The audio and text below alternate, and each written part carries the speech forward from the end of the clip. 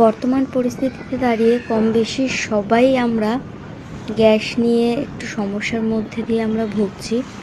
যারা ডেলি লাইফের অটো চালকরা রয়েছেন, তো তাদেরও তো ভীষণ অসুবিধা হচ্ছে। আমরা কালকে একটু বেরিয়েছিলাম, তো দেখুন কত লম্বা লাইন, পেট্রোল পাম্প থেকে শুরু করে এতটা লম্বা, প্রায় 1-1.5 কিলোমিটার দূর অবধি অটোওয়ালাদের পুরো লাইন, লম্বা লাইন। শুধুমাত্র যে বাড়িতে যারা রান্না করে তারা না, সমস্ত লোক, প্রত্যেকটা মানুষ ফেস করছে এই প্রবলেমটা এখন। কি অটোওয়ালারা, কি বাড়ির লোকেরা, কি রেস্টুরেন্টেরও, প্রত্যেকটা মানুষই এখন এই প্রবলেমটা ফেস করছে।